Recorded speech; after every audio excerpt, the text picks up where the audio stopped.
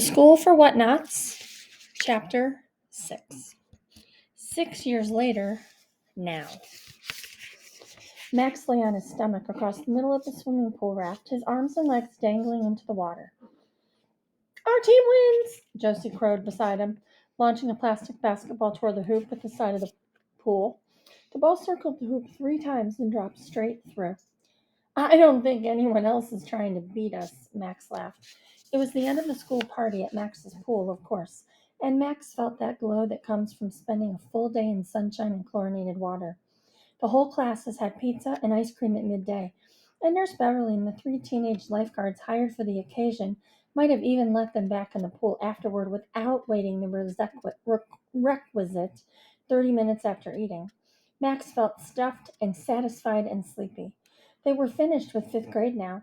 Max had aced all his exams, and the summer stretched out ahead of him, sunny and sweet and endless. From the vantage point of the last day of school, summer always looked endless. Max, it's almost time for everyone to go home, Nurse Beverly called from the side of the pool. Come out and get changed and say goodbye to your guests. All right, Max said, and lazily began paddling his cupped hands, propelling his raft toward the edge. He turned back to Josie and said, You can come back tomorrow and we can play again. Oddly, Josie kept staring down at the water rather than meeting his eyes. No, I can't, she said. You leave for vacation tomorrow. Europe, remember? Oh, Max said. Yeah. It wasn't exactly that he'd forgotten. He just didn't want to think about that right now. His family took a vacation every summer, but this trip was going to be different. This time, he would spend 3 weeks traveling around with his parents. And then, Max, alone, would go to a camp in the south of France for another 3 weeks. And alone just didn't mean without his parents or Nurse Beverly. It also meant without anyone he knew, without Josie. Max spun in the water, creating waves. Try one more time, he begged Josie. You have to talk your parents into letting you go to camp with me. Can't, Josie said. Now she lifted her gaze. Water droplets trembled on her eyelashes, making it look like she'd been crying, or as if she were about to cry. Her greenish gold eyes could have been swimming with unshed tears, not pool water. But that was ridiculous. Josie never cried. Max was the tender-hearted one who got upset at so much as a caterpillar accidentally crushed underfoot, or a dead lightning bug caught in the grill of his family's limousine. Josie darted her gaze toward Nurse Beverly, then back. And Max, she said, almost whispering. No, almost hissing. I don't know. I can't be sure. The rest of her words tumbled out in a rush, like a river floating above a dam. I might not go to the same school as you next year because of Whatnot rules. Nothing's been decided yet, but this could be our last day forever. They might not let us see each other again. Ever. What? Max said. A shiver crept along his spine, a memory he couldn't quite catch. What are Whatnot rules? He didn't have time to answer. What are you talking about? That's crazy. Make your parents send you to Penobscot school with me, or I'll make my parents send me wherever you are, wherever you go. Never see each other again? That's not possible. Josie's gaze spun here and there, traveling across the faces of their classmates clustered at the edge of the pool, and toward all the adults crowding at the edge of the concrete, reaching out to pull the other kids up. Soon, Max and Josie would be the last ones left in the pool, the last ones not moving on, not growing up. I've already said too much, Josie whispered under the cover of pretending to shove Max's raft toward the stairs, and the pretense of sliding her hand past the raft and almost slipping under water herself. Her mouth hovered at the waterline. Don't tell anyone I told you, Max. But remember, find out how to get around the Whatnot rules. Find me if it comes to that next fall. She gave him a watery grin. And I'll find you, if I can. We'll decide what's possible and what isn't. But, Max began. But Josie had already dived down under the raft and begun swimming for the ladder. And Max alone was the last one left in the pool. Chapter 7. The Narrator's Aside. Ah, yes, the Whatnot rules. You never knew there were rules, did you? Even the richest, most overprotective parents could never keep their precious little children forever. Eventually, even the most coddled child has to grow up. Eventually, it's not good for anyone to be so carefully protected. Adults can debate endlessly about which age is right for which revelation. How old were you when you found out about death? How old were you when you found out where babies come from? How old were you when you found out that life's not fair? How old were you the first time you tried to do something right and it turned out completely wrong? Or you hurt someone else's feelings by mistake? Or you just wanted to do something you knew was bad? I guess kids can debate about those things too. But Francis Miranda Gonzaga, the inventor of whatnots, wasn't just confident enough to make the creatures and sell them to rich parents. She was also confident enough to lay down rules about when families had to stop using them. To quote from the Whatnot Instructional Manual, because of the enormous changes youngsters go through around the ages of 11 or 12, this has proven to be the ideal stage for weaning children from their whatnots. After introductory exposure to peers, i.e., other children raised with whatnots, through a summer camp or after school activity, most children will naturally begin gravitating toward peers as friends rather than whatnots. Remember, these other children raised with whatnots will also be kind and gentle and loving. This makes it possible for many children to move on from being completely surrounded by whatnots in fifth grade to being completely surrounded by peers in sixth grade. A more gradual approach may be advisable in some cases, as children can begin sixth grade in a half whatnot, half peer environment. But all the whatnots shall have been transferred out by the end of sixth grade. Whatnot raised children will be so happy and secure together that it's rare for them to even notice that their friendship circle completely changed in a year's time. You may have guessed. Max's parents had decided to see how his summer at camp went before deciding which option to use. That's why Josie didn't know if they'd be going to the same school together for sixth grade or not. She'd at least have been told that much.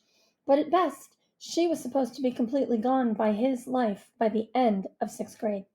Considering that she hadn't belonged at the whatnot school with Max at the very beginning, don't you wonder what would happen to her then? Josie did. But then, Josie wondered about everything. And now, so did Max. Chapter 8. Now, Max without Josie. What not rules, what not rules? Didn't Nurse Beverly say something about what nots? Max thought after everyone else left, even as he let Nurse Beverly towel his hair dry more vigorously than he had managed to himself. I can ask her about that just like that. I can find out. But Josie had told him not to tell. Fun day, huh? Nurse Beverly asked, pausing the towel with Max's hair left in spikes, just the way he liked it. Max said. Nurse Beverly laughed and flicked the towel at him, just hard enough to give it a satisfying snap, without putting him in any danger of being hit. I can tell you're already thinking about those chocolate croissants the hotel will have for you in Paris tomorrow, she said. Or maybe you're dreaming of the new computer games you'll get to play on the plane? She dropped the towel on his head, mashing his hair spikes. Why don't you go wash up for dinner? The sooner you're through eating and off to bed, the sooner tomorrow will be here. Why can't Josie go to Europe with us? Max burst out. Why can't you go to camp with me? Nurse Beverly still had her hand on Max's head, so he felt it when she froze, if only for an instant. Max, she said, and he could hear a new note in her voice, the effort to keep her tone casual and breezy. You know, Josie has her own family, and her family has her own plans for the summer. It's not fair for you to think that her plans should revolve around you.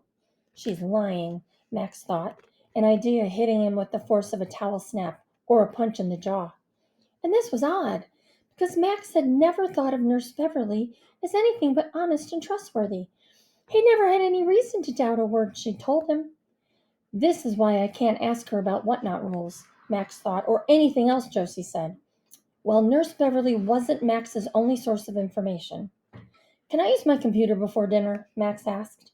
Nurse Beverly glanced at her watch. You have 15 minutes, she said.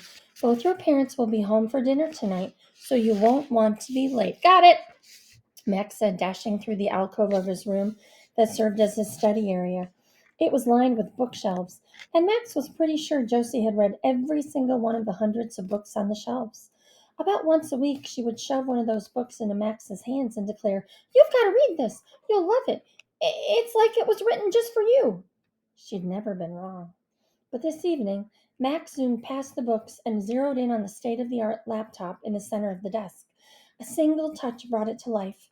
After a quick glance over his shoulder to make sure Nurse Beverly had left the room, he quickly called up a search engine and typed in whatnot rules. In Max's experience, computers always returned search results in the blink of an eye. But this time, the laptop seemed to need a little longer to ponder his request. He had time to slide into his desk chair and lean forward and squint with anticipation.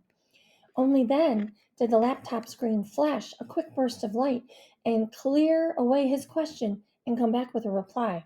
Access denied. Max's squint deepened, and he had to bite his tongue to keep from yelling back over his shoulder to Nurse Beverly, "Something's wrong with my computer!" Max had seen words access denied on his computer screen only once before. He and Josie had been working on a homework assignment together for health class, and that day Josie had known exactly what to do. She'd gone to Nurse Beverly and complained, "I think the parental controls on Max's computer are still set for fourth grade, not fifth. And you know we just had the puberty talk at school today, and we need to look up these anatomical terms, or we're both going to fail this homework assignment." Nurse Beverly had rolled her eyes and changed the parental controls, but Max couldn't ask her to change them now, not without explaining what he was looking up, not without talking about what Josie had told him to keep the secret. Why is this so secret? Why is it an access denied situation?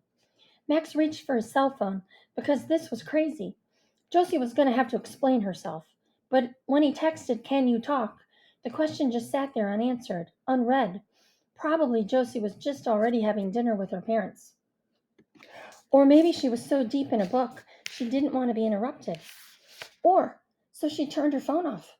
It happened, but not after she was so mysterious this afternoon. Not when she had to have known I'd have questions. Max remembered Josie saying, "They might not let us see each other anymore. Ever." His heart squeezed in panic. He picked up his laptop from his desk and slid it down onto his legs. Maybe he'd misspelled a word in his search request. Maybe he just needed to try again. He could focus better with the computer closer, but a scrap of paper had evidently been tucked under the laptop, and it slid off his desk from the laptop and fluttered to the floor. Max bent down and picked up the paper, even though he certainly never left trash like that under his laptop. His heart went from squeezing to thumping too hard when he recognized Josie's familiar spiky handwriting on the paper. "She was here earlier today without me, because she told Nurse Beverly she had to return a book, and I was still in the pool with the rest of our class." Max flattened the paper against the laptop, and then he froze, gaping at the words Josie had written. "No matter what anyone tells you, I'm real." Chapter 9. Josie before Max, 11 years ago. The night Josie was born, fireworks burst overhead, but that was only because she happened to be born the same day as Max. The charity hospital her father had rushed her mother to, the only one they could afford, was overcrowded, and the nurses and doctors there were exhausted and overwhelmed. Nobody noticed until it was too late that Josie's mother was gasping in distress, not in labor pains. And then they tried their best to save her. But their best involved only substandard training and outdated equipment handed down from richer hospitals. An administrator was on the phone begging for Josie's mother to be transferred to a better, more qualified hospital when the news came in. "Call the chaplain instead. Call the morgue. Call the funeral home." Josie's mother was dead. The nurses and doctors and other hospital workers had to rush on to the next patients, the ones who could still be saved. So Josie's father was left alone, holding a tiny, squirming baby, the miracle of new life that was Josie. He and Josie's mother had been strangers in the city, lured by the promise of new jobs, so there were no other family members who could rush immediately to his side. They hadn't even made any friends yet. The chaplain arrived to find the young man, barely more than a boy himself, sobbing as he went back and forth from clutching his dead wife's hands to stroking his newborn daughter's tiny face, from wailing over the worst sorrow of his life to reaching for his greatest joy. The chaplain had to clear her throat again and again to get the young man's attention. Or maybe she herself needed that many tries to find something, anything comforting to say. And even then, Josie's father spoke first. "This cannot happen to her," he cried. At first, the chaplain thought the young man was still caught in disbelief, still holding on to foolish hope. that time could unspool, and the body beside him could still be revived. But Josie's father was peering into Josie's wide open, unblinking eyes. Josie's father was roaring, "My baby has to have a better life than my wife did, than I did." "Your life isn't over," the chaplain said gently. "What happened is cruel and terrible, and I'm so sorry. But that baby will need you even now more than ever, and you'll have to find the strength to." She could tell Josie's father had stopped listening. "I want my daughter to have a chance," Josie's father pleaded. The chaplain was just as overworked as the nurses and doctors. She'd been in the hospital for 12 hours straight. She'd technically clocked out 4 hours earlier, but there was still so much pain around her, so many hands to hold, so many shoulders to pat, so many sick and dying people to pray over. She wanted to plead with this young man not to blame God. She wanted to show him reasons not to become bitter. She wanted him to still be able to look into his newborn child's face with hope. She still firmly believed that every newborn was a sign of hope. But all the words she was gathering to say suddenly felt worthless. This man didn't need mere words. Faith and works, the chaplain thought. Words and action. The man was right. His daughter did deserve a better chance than her parents ever had.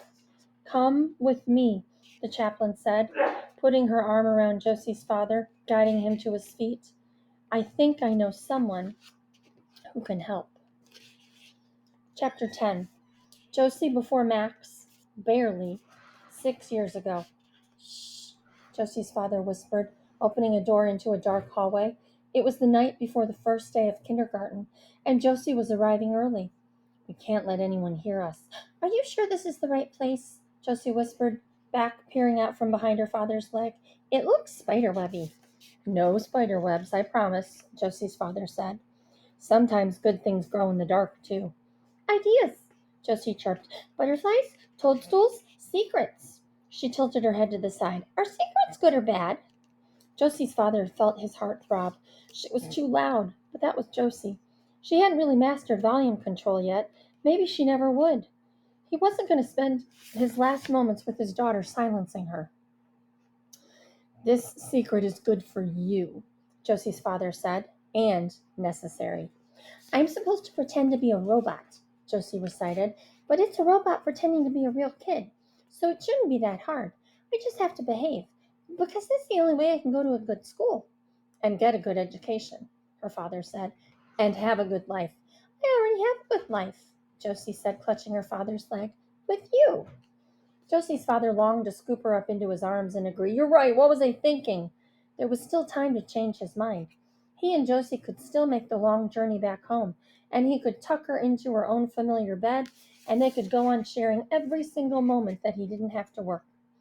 But Josie's own familiar bed was just a mattress on the floor, covered by a threadbare blanket, and even when Josie's father pretended that he himself wasn't hungry, he worried that there wouldn't be enough food for her. And the school that she would go to back home had broken windows and hateful, ugly words written on the walls, and never enough books or computers. Josie's father remembered the hospital chaplain apologizing 5 years earlier. "What you're about to be offered isn't ideal. I wish I could do more than give you a choice between two bad options. But at least it's a choice." Now he swallowed hard and told Josie, despite the ache in his throat, "This is what's best for you." He hoped he sounded firm, not on the verge of tears. He quickly added, "And I'll visit every chance I get." Josie's father tugged her into the hallway and shut the heavy wooden door behind them. One of the shadows ahead of them separated from the wall and began gliding toward them. It made Josie's father think of ghosts and ghouls, but Josie boldly stepped forward and called out, "Hello, are you the nice lady?" The shadow replied with a deep chuckle, "You're welcome to call me that." "Let us see your face," Josie's father called. "Your eyes, I have to know I can trust you." "You can trust me," the shadow said calmly. "You're here." The shadow came close enough so that Josie's father could see that it was a small woman wearing a severely plain outfit: black turtleneck, black blazer, black pants, black shoes. She also wore a black veil over her face. The woman reminded Josie's father of a mourner at a funeral, and even 5 years after his wife's death, That felt right to him. It also felt right for this particular night. "I remember your voice," he said.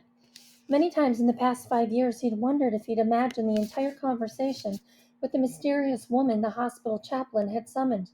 Or maybe he'd misunderstood. The woman had stayed in the shadows that night too, and he'd been too tear-blinded to see well anyhow. But he remembered the kindness in the brown eyes, the patience she'd had with his grief-stricken stupor.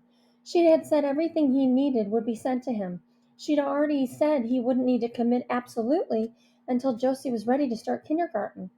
What parent holding a newborn ever fully understands how quickly a baby turns into a kindergartner? But the packages had started arriving only a few weeks later. The contents were so simple in the beginning: wooden blocks and cardboard books. Later there were bigger, fancier books with elaborate pictures that Josie's father took to peering at himself at night, long after Josie was asleep, because they were so beautiful. And there were museum tickets and swimming lesson vouchers and videos of wondrous places Josie's father had never heard of that Josie would need to pretend she'd visited for real. And as Josie's father devotedly followed the instructions that came with every package, the books and the videos and the museum trips raised new thoughts in his own head too. Leaving a museum where they'd seen Egyptian mummies and Peruvian gold and Chinese calligraphy and a computer chip the size of Josie's thumbnail, but capable of launching a trip to Mars, Josie's father said to her, "We're part of that world too, Josie Bean. We're connected to all that." And Josie said, "Why wouldn't we be?" And Josie's father was glad she didn't know answers to that question. He was glad that her world would always be bigger than his ever had been. "You knew this was coming, too," he told himself now, staring at the dark hallway narrowing ahead of him. It felt like he was becoming the ghost, the one growing paler and paler, the one about to fade away into nothing, without Josie, but still. "You know this was always about Josie, not you. Don't be greedy, trying to keep her to yourself. Come." The shadowy woman beckoned him. She led them down a flight of stairs and then down again. "You'll sleep here, Josie," the shadowy woman said, pulling out what seemed to be a drawer. "Go ahead, look inside." Josie poked first her head, and then her whole body over the rim of the drawer, but her father reeled backward. That looks like coffins," he choked out. "This could be a crypt." "They look like charging stations," the woman corrected. "They need to look like charging stations from the outside. But see?" She touched a release inside the drawer, and its back panel fell away. No, Josie's father bent down to look more closely. The back of the drawer had unspooled into a charming spiral of stairs. With a muffled whoop of glee, Josie immediately slid down the banister. A light followed her down and down and down.